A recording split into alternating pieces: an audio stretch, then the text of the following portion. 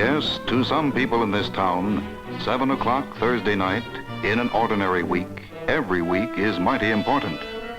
For this is the time that the aviation-minded citizens of this community have set aside for their weekly Civil Air Patrol Squadron meetings as part of the national CAP program to help build American aviation.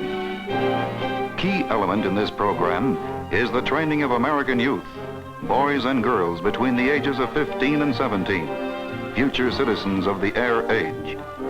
For new members of the Civil Air Patrol Cadet Corps, the training usually begins with a bit of history. Now have your attention, please. If it won't make you think we senior members of CAP are a bunch of museum pieces, I'd like to tell you how CAP got started. Actually, long before World War II, America's civilian airmen were organizing unofficially to make available to the nation, in case of emergency, their flying ability and their planes. Then, exactly 6 days before Pearl Harbor, Civil Air Patrol became an official organization. At first, we were under the Office of Civilian Defense. Later, the War Department. CAP members who were not in the armed services flew the coastline from Maine to Mexico, hunting Nazi U-boats. Of course, our job was to spot them and report their location. Often, we sighted ships in distress, located survivors, and sometimes even took part in their rescue. Many of us flew courier and cargo missions.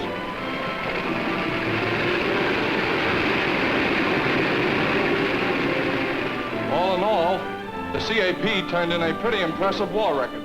As a matter of fact, when the war ended, Congress, recognizing the important peacetime services CAP could render, specifically chartered the Civil Air Patrol to aid in the development of aviation and maintenance of air supremacy, to provide aviation education and training, and to assist in meeting emergencies. A short time later, by act of Congress, Civil Air Patrol was made an official auxiliary of the United States Air Force.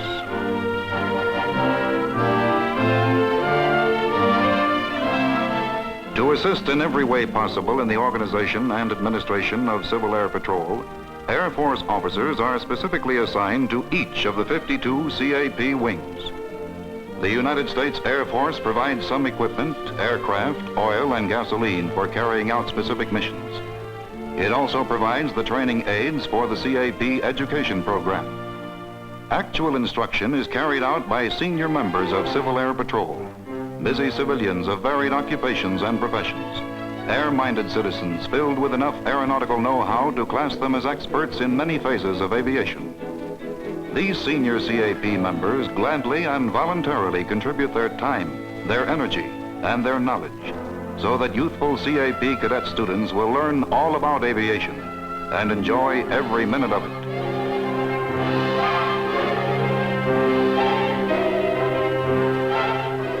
Classes are held in hundreds of towns and cities throughout the continental United States and in Hawaii, Alaska, and Puerto Rico.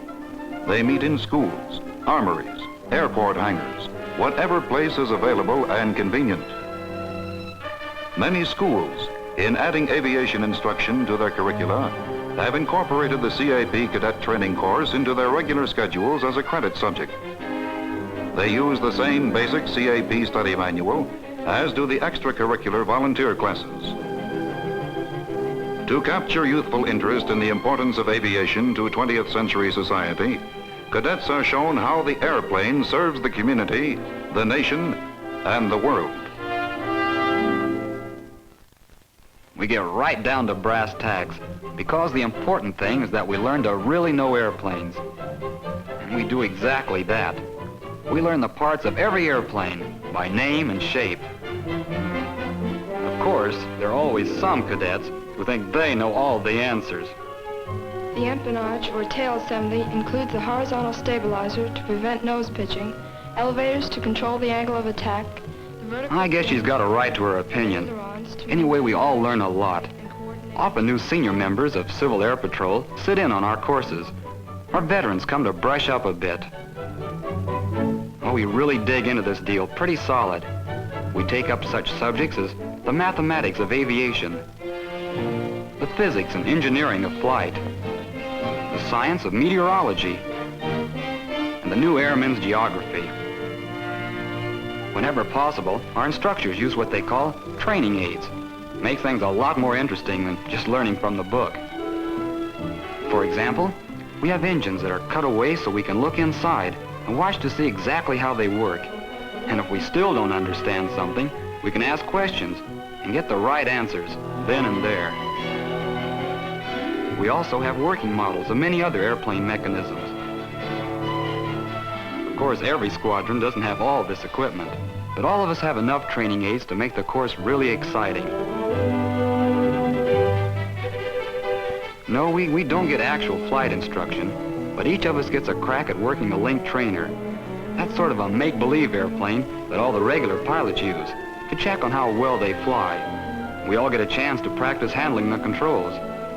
Oh, it sure feels like flying a real airplane. Yes, cadets enjoy their activities, but they also realize that their membership implies a serious responsibility to learn, to make the most of the opportunities given them by Civil Air Patrol and the United States Air Force. When they first come in contact with a complex subject like communications, they may falter a bit. But within a fairly short time, most of them are sending and receiving code almost as well as the instructors. To keep radio messages from being garbled on the airwaves, cadets learn a new set of ABCs, the phonetic alphabet. A for Abel, B for Baker, C for Charlie, D for dog, E for easy. The CAP cadet course also covers a different kind of ABCs, the basic and most valuable aspects of military life, military bearing and courtesy, and how to function effectively as a disciplined part of a tight-knit cooperative organization.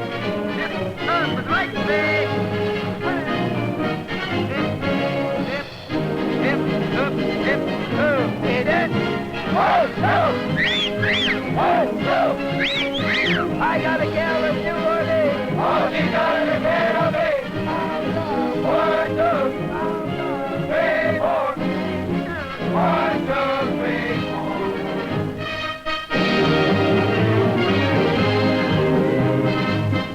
4. Cadet drill teams throughout the country vie eagerly for national honors, because each year the winning team participates in an international drill competition with the Canadian Air Cadet League. Typical tool of the air age approach to international understanding is the International Air Cadet Exchange Program. Each year, several groups of cadets, selected on the basis of merit, are sent to various European countries as youthful air age ambassadors of goodwill to observe at first hand various phases of foreign aviation. Similarly, groups of air cadets from England, France, Switzerland, and other countries visit the United States. Throughout the year, all cadets are taken on weekend trips to nearby civilian airports. Interested parents frequently come along. Cadets are given an opportunity to go aloft as passengers on orientation flights with experienced CAP licensed pilots.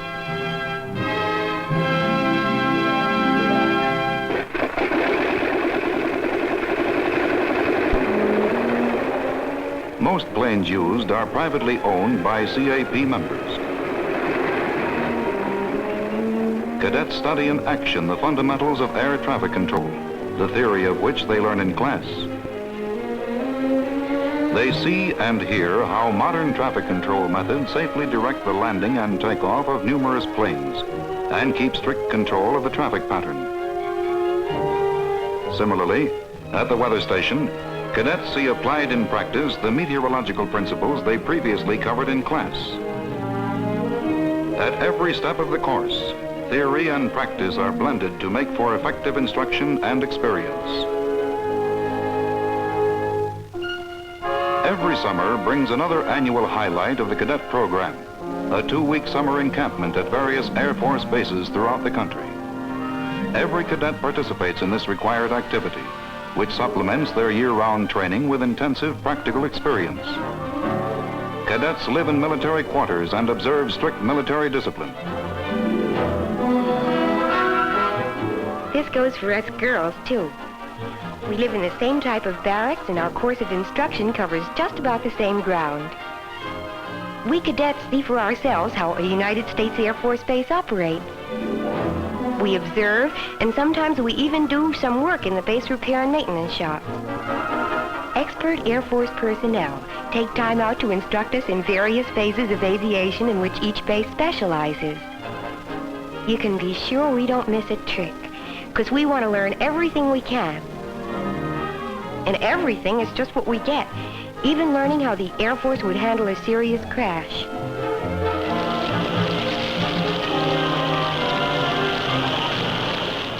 In addition to ground instruction, we cadets also go up on frequent flights in standard Air Force planes.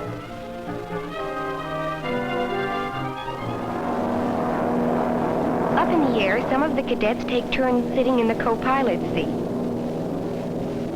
During the flight, we practice air observation and listen in on air communications. The fun side of things isn't neglected either. There's time off for athletics and a pleasant round of supervised social activities. Some of us sightseers are given the opportunity to take trips to nearby points of interest. I know one thing. By the time we cadets return home, we've had one of the fullest 2 weeks in our lives. It's pretty exciting for our parents, too, seeing us come and go by Air Force planes.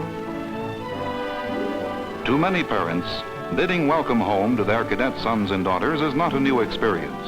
For every cadet must participate in 2 summer encampments to qualify for the Civil Air Patrol Cadet Certificate. The certificate which says in effect, this cadet is now a real citizen of the air age, well equipped to meet the challenging future open to ambitious young men and women, better prepared to make the most of the many fruitful careers available in our air-minded civilization, and fully trained to join the Senior Civil Air Patrol in carrying out the other important phases of its missions.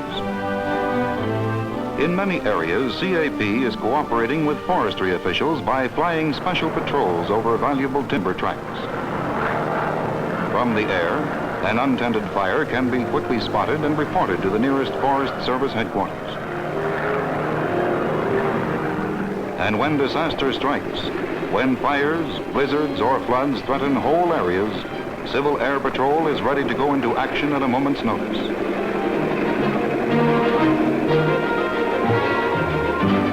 Then there are individual emergencies, when an experienced pilot and his plane can spell the difference between life and death.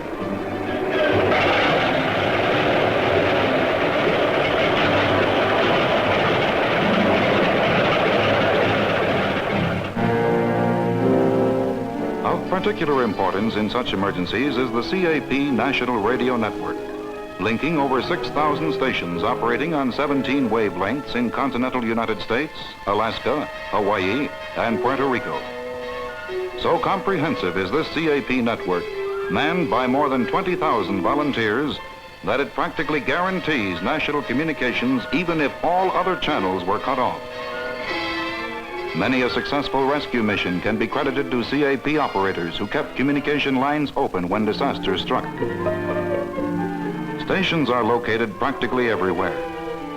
In wing headquarters, on airfields, in planes, in automobiles, in private homes and garages, and in CAP communications offices. Most installations have their own power plants and could continue functioning even if normal power lines were disrupted. To be ready for any emergency, they and all Civil Air Patrol personnel conduct frequent maneuvers. Operation Flood is commencing. All personnel report to the airfield at once. Repeat. Operation Flood is commencing. All personnel report to the airfield at once.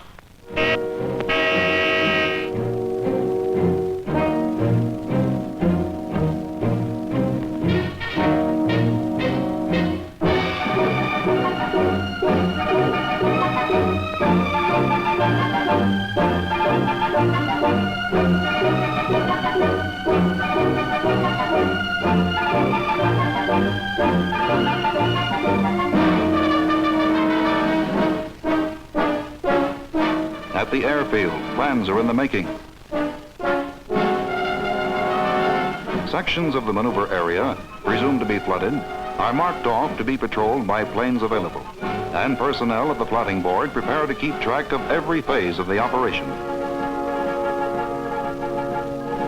Pilots are quickly briefed on their assignments, while mechanics prepare their ships for takeoff.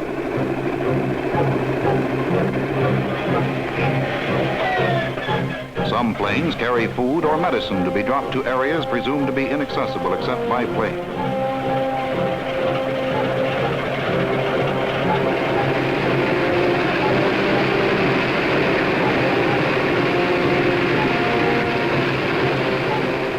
Other pilots take along cadet observers to search out supposedly imperiled houses and direct rescuers to the threatened points.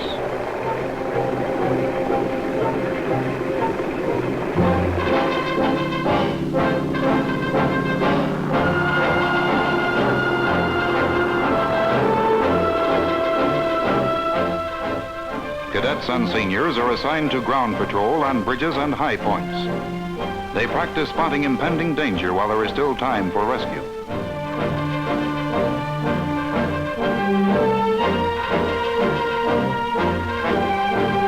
Water's rising rapidly west of Hawthorne Road near James Crossing. Immediate motorboat evacuation imperative, over. Such messages are quickly relayed to other organizations who would normally cooperate in rescue work. And CAP personnel coordinate all the complex, interrelated aspects of the maneuver. Today, it's a maneuver. Tomorrow, lives may be at stake.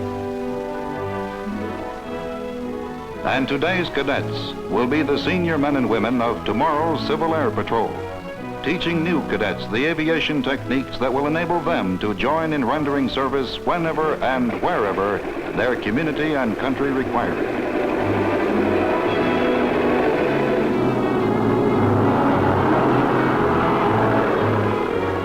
The United States Air Force looks to its official auxiliary, the Civil Air Patrol, to teach and practice today the air-mindedness and air knowledge upon which depends the strength of the entire nation and the peace of all the citizens of the world of tomorrow.